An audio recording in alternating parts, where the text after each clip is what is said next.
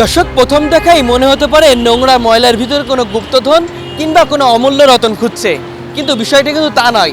তবে আপনাদেরকে একটু বলতে হয়, এটা হলো গরিবের গুপ্তধন বা গরিবের অমূল্য রতন, যেইগুলো পেয়ে তাদের জীবন জীবিকা নির্বাহ করছে। এখান থেকে আমরা একটু দেখানোর চেষ্টা করবো আপনাদেরকে। দেখতে পাচ্ছেন যে মাটি খোঁড়ার পরে যেগুলো বের হচ্ছে সেইগুলোই কিন্তু তাদের গুপ্তধন।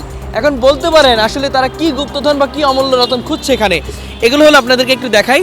এই যে দেখতে পাচ্ছেন যে তারগুলো রয়েছে এবং যে লোহা লক্করগুলো রয়েছে, সেই লোহা লক্করগুলো এই ময়লা ওয়েস্টেজ ভিতরে কিন্তু রয়েছে এবং সেগুলোই কিন্তু কোদাল দিয়ে খুঁড়ে খুঁড়ে বের করছে। আমরা একটু জানতে চাইবো, মামা আসসালামু আলাইকুম। ওয়ালাইকুম আসসালাম। কেমন আছেন? আলহামদুলিল্লাহ ভালো। এই নোংরা ময়লার ভিতরে কি খুঁজছেন? কোনো গুপ্তধন লুকিয়ে আছে নাকি? মামা, এই যে তার আর লোহা লক্কর, এই আর কি।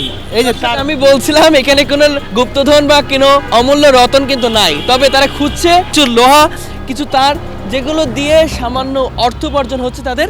আমি একটু জানতে চাইবো, প্রতিদিন কতটুকু লোহা পাচ্ছেন আপনার এখানে? 2-3 কেজি পাওয়া যায়। কখন আসেন আর কখন যান? এই যে আইসি 8টার দিকে আচ্ছা, যাবো। এই যে আসছেন, কতটুকু পেয়েছেন? এই যে 2 কেজির মতো পাইছি। কি কি আছে এর মধ্যে? এই যে তার প্যারাক, তারপর ওই যে ওয়ার্লিং করার ছোটো ছোটো রড, এইটাই। তার কত করে বিক্রি হয়? তার 30 টাকা 32 টাকা। 30 টাকা 32 টাকা। তাহলে প্রতিদিন কি 100-150 টাকা ইনকাম হয়? 1-150 টাকা 200 টাকা হয়। প্রচন্ড রোদের মধ্যে এই যে কষ্টটা করছেন, এর থেকে অন্য কাজ করলে ইনকাম বেশি হতো না? অন্য কি কাজ করবো কোন?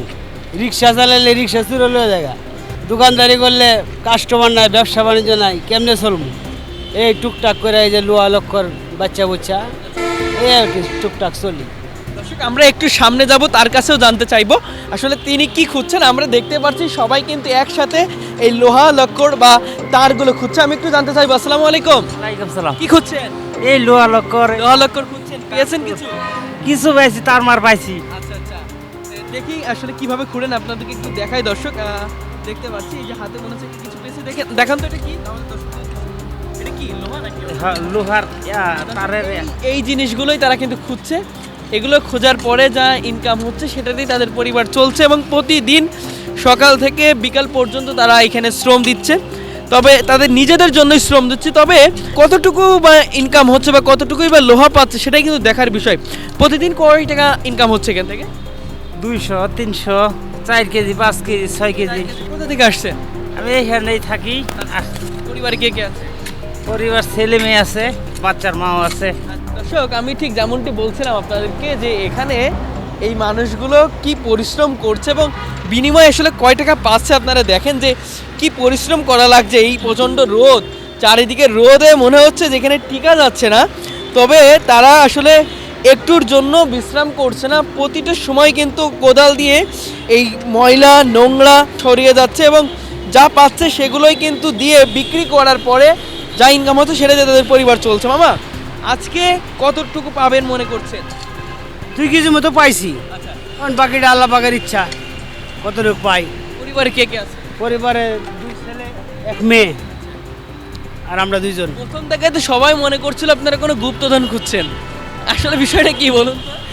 গুপ্তধন অন তো আমগুলো গুপ্তধনই, কাজ নাই কাম নাই, এই যে লোহা লক্কর টোয়াই দিছে, এতে তো সংসার চলতেছে। এভাবেই চলছে। হ্যাঁ, এটা লেগে আমগুলো গুপ্তধনই। আচ্ছা আচ্ছা, এই যে এখান থেকে যা পাচ্ছেন এটা দিয়েই তো আপনাদের পরিবার চলছে নাকি? হ্যাঁ, মামা, এই ময়লাগুলো আসলে কোথা থেকে আসে? এটা বলতে পারি না, এটা আমরা বলতে পারি না। রেখে যায় কারা এগুলো? তাও বলতে পারি না। মানে আপনারা এখানে এসে এগুলোর টোকান, জানেন না কোথা থেকে আসে বা কি বিষয় না? না, আমরা জানি না। দর্শক, এই ময়লাগুলোর উৎস যদি আমি একটু বলি, এই ময়লাগুলো বিভিন্ন বাড়ির আঙ্গিনায় যে ময়লাগুলো থাকে সেই ময়লাগুলো তো আসছেই, পাশাপাশি যেই নির্মিত বা নতুন আসলে নব্য নির্মিত যে বিল্ডিংগুলো রয়েছে সেই বিল্ডিংগুলোর ওয়েস্টেজগুলো পড়ে যায়, সেগুলো কিন্তু এখানে ফেলে রাখা হয়। পাশাপাশি যেই নতুন বিল্ডিং করার জন্য পুরাতন বিল্ডিংগুলো ভাঙার পরে যেই নষ্ট কংক্রিটগুলো থাকে সেই কংক্রিটগুলো কিন্তু এখানে ফেলে যাচ্ছে এবং সেগুলো থেকেই তারা তাদের রিজিক খুঁজে পাচ্ছে এবং কয়েকটি পরিবারের রিজিক কিন্তু এখানে লুকিয়ে রয়েছে, এমনটাই কিন্তু আমি দেখতে পাচ্ছি। এবং আপনারা যদি দেখেন, আপনাদেরকে একটু দেখাই, আপনাদেরকে একটু দেখাবো যে এই যে এটাও কিন্তু আসলে এটাও কি এর মধ্যে পেয়েছেন মামা?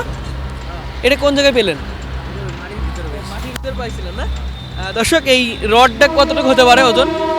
এই রডটা কতটুকু? হাফ কেজি, একটু উপর, 600 গ্রাম। এটার দাম কত পড়বে? এটি 42-43 টাকা কেজি। 42-43 টাকা পড়বে এই যে রডটা, এই রডটাও কিন্তু এখানে পেয়েছে। পাশাপাশি আমি যদি আপনাদেরকে একটু দেখাই, দেখতে পারবেন যে এই তারগুলো কিন্তু এখানেই খুঁজে পেয়েছে। এই তারগুলোও কিন্তু আসলে 40 টাকার কেজি দরে বিক্রি করা হয়। এমন তার প্রতিদিন কয়েক কেজি আসলে তারা পেয়ে থাকে, আমরা যেমনটি জানি তাদের মুখ থেকে শুনেছি। এবং আসলে তিনি কি কি পেয়েছেন একটু আপনাদেরকে দেখায়। আপনারা দেখতে পাচ্ছেন যে সব মাটিগুলো কিন্তু তারা বের করতে হয়েছে এবং বের করার পরেই কিন্তু আসলে পেয়েছে এগুলা।